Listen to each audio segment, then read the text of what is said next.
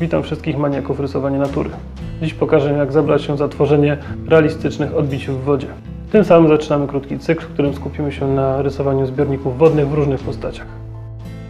Aby stworzyć odbicie w wodzie, najpierw muszę zdefiniować, co ma się właściwie odbijać. Robię zatem prostą scenkę składającą się z nabrzeża, łódki, palika wraz z liną cumowniczą oraz drzewa i krzewu. Wszystko to stanowi tak naprawdę bardzo prostą kompozycję, dzięki której łatwo będę mógł pokazać, o co tak naprawdę chodzi w rysowaniu odbić w wodzie.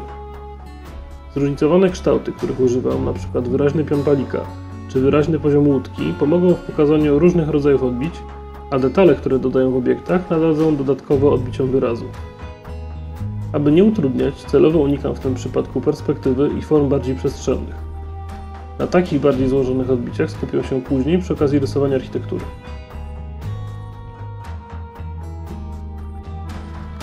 To, czego najbardziej potrzebuję na początku, to znalezienie najprostszych odbić, czyli dokładnych kopii obiektów.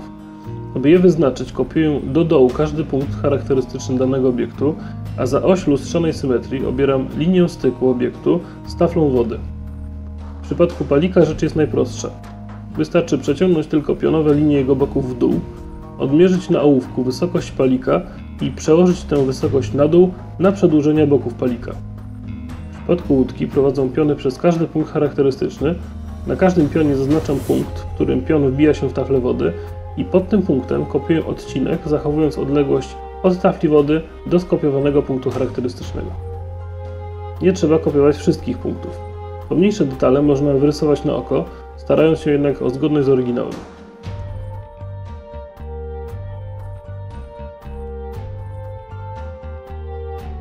Do przećwiczenia tworzenia odbicia obiektu bardziej przestrzennego posłuży nam lina cumownicza łącząca palik z łódką.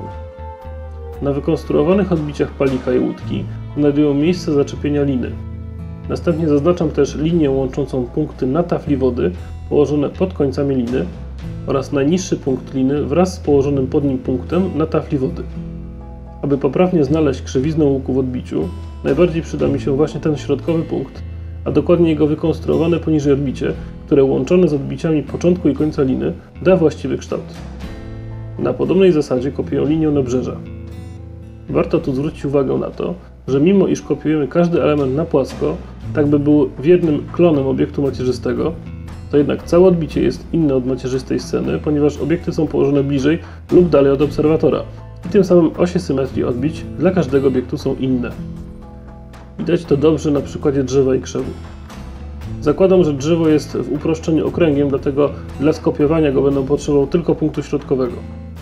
Punkt ten leży na pewnej wysokości nad poziomem gruntu, a ten poziom z kolei leży na pewnej wysokości nad taflą wody.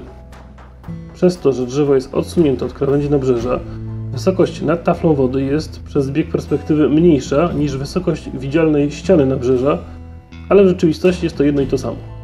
Aby znaleźć poprawne położenie odbicia środka drzewa, muszę skopiować do dołu najpierw wysokość nabrzeża, tę mniejszą wynikającą z dalszej perspektywy, a dopiero później wysokość środka drzewa nad poziomem gruntu. Dalej analogicznie znajduję okrąg odbicia korony oraz krzewu obok.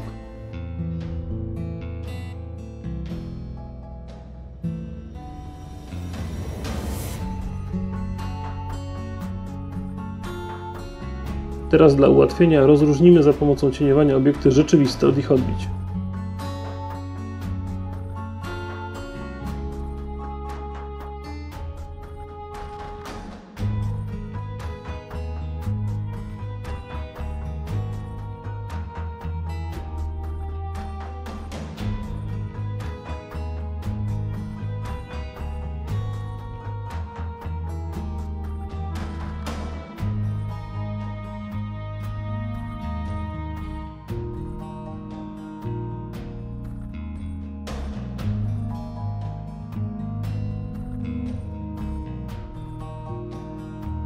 Teraz, kiedy dobrze widać, gdzie znajdują się prawdziwe obiekty, a gdzie tafla wody, mogą zacząć opracować bardziej realistyczne odbicia na pomarszczonej drobnymi falami tafli wody.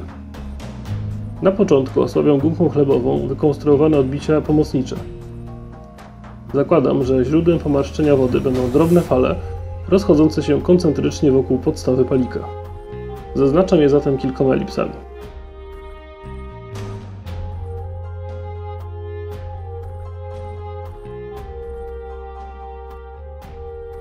Następnie na podstawie wykonstruowanych odbić zaznaczam mocniejszymi liniami prawdziwe, bardziej pofalowane odbicia. Linie pofalowanych odbić wyginają się płynnie jedynie w prawo i w lewo, akcentując poziomy charakter tafli wody. Im dalej od obiektu, tym odbicie może być bardziej poszarpane, uwzględniając nawet zaburzenia ciągłości odbicia wynikające z większych fal na wodzie. Gdzieniegdzie można też dodać oderwane od większej całości samotne ciemne plamki odbić lub jaśniejsze plamy refleksów światła wewnątrz ciemnych odbić obiektów.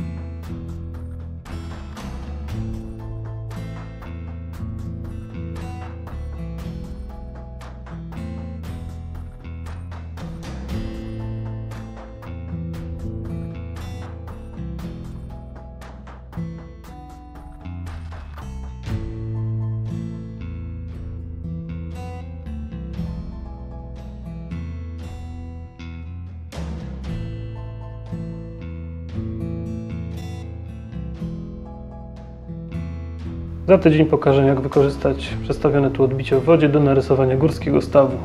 Tak jak zapowiadałem na początku, w kilku kolejnych filmach chciałbym pozajmować się rysowaniem wody w naturze. A więc jeśli masz jakiś fajny pomysł odnośnie tego, jaki temat mógłbym tutaj jeszcze pokazać, daj znać w komentarzach. Do zobaczenia.